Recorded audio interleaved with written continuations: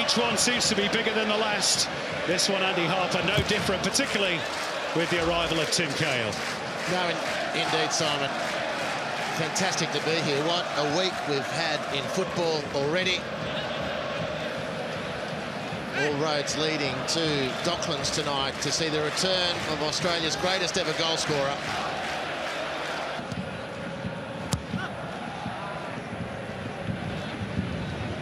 Just on that point you raised, Andy, in terms of the fluency, or at least in these early stages, City 80 completed passes, victory 33, which perhaps tells its own little story.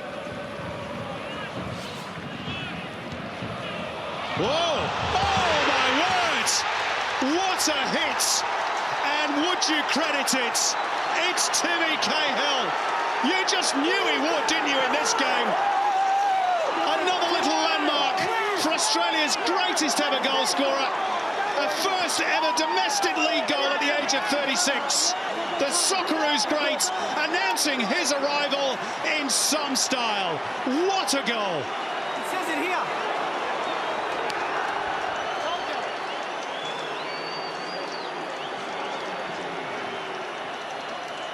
Well, for so long, Tim Cahill has been the main story. And now he's writing the damn script. That is unbelievable from Tim Cahill. A moment from nothing. Fornaroli wriggling, niggling defenders, and in the blink of an eye,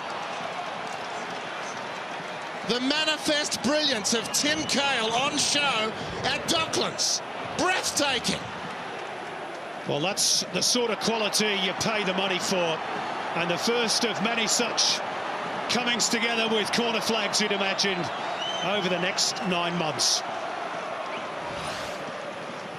There was lots of talk about him in the build-up, unsurprisingly, but he's walked the walk yet again.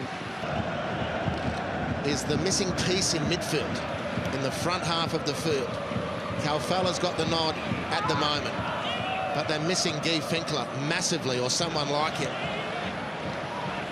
Melbourne City, for their part, recall the lone player of...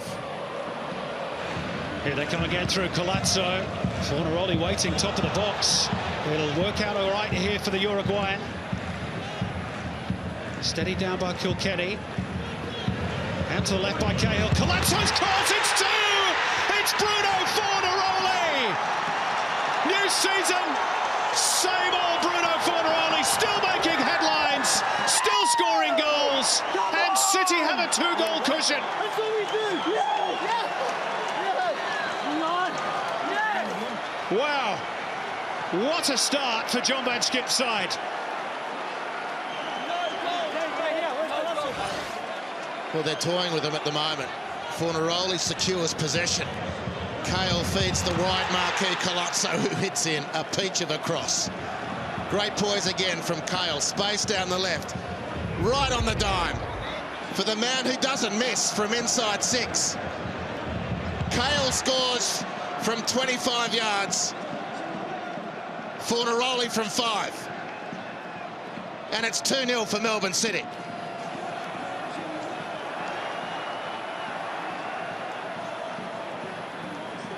Well, in terms of the pattern of the game, it's probably difficult to argue that it's a totally unfair scoreline. It's the two big names, Cahill and Fornaroli.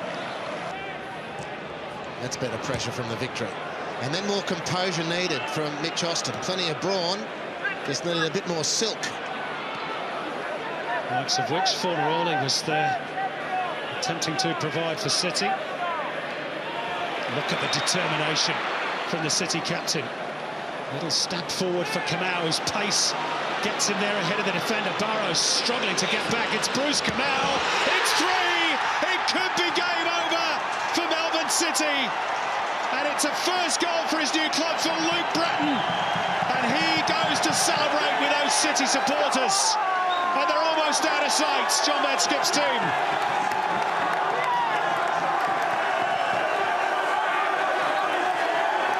I think for Kevin Muscat, the manner in which this goal was conceded would be totally unacceptable. Bruno Fornaroli did the dog work to secure possession. He feeds the ball through to Kamau. It's an innocuous situation. He gets rid of Barrow as though he might as well not have been there, to be brutally frank. Goal scorer in the championship game last week for Adelaide, moves to Melbourne City and starts his City career on fire. Puts one on for Luke Bratton, who's been outstanding. Not going to miss from there. All at sea, the victory. All at sea. That punch drunk, the victory. Staggering around the ring. Totally punch drunk. Ben Kalfala just slightly behind Broxham in this instance. Back for Barrow.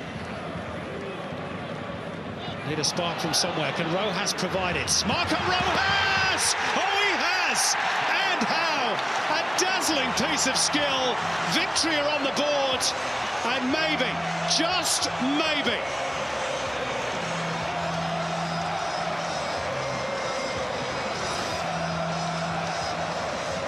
well, a bit of fortune for Marco Rojas, an impish bit of skill to breathe life into this flaccid cause so far for Melbourne victory.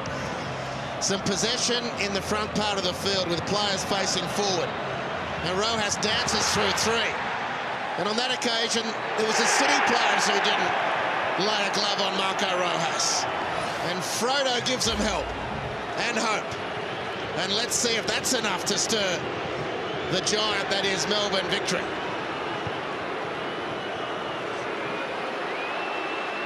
Well, it might just give them a little bit of impetus, but Barrow can't reach that one, and instead it might be Fornaroli who's up against James Donachie here and giving him a real headache. Ansell cutting across to snuff out the danger.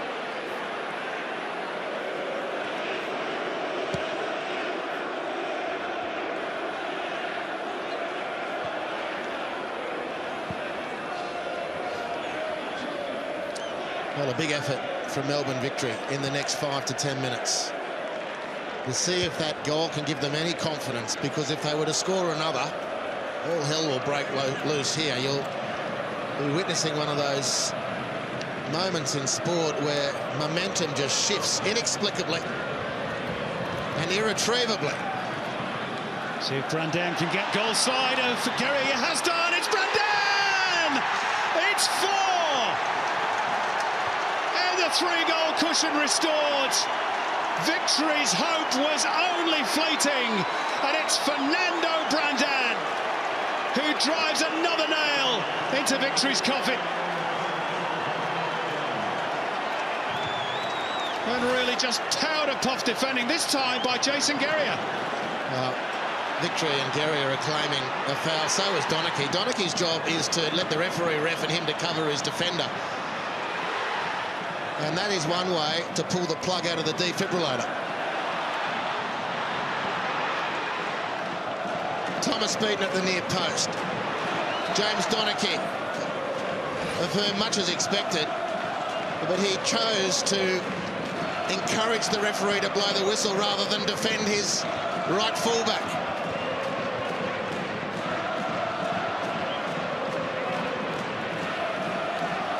Kevin Muscat is inquiring as to whether that should have been a foul. Fernando Brandon didn't care. And a tidy finish by the winger. We've seen some good goals tonight. Yeah, and some bad defending.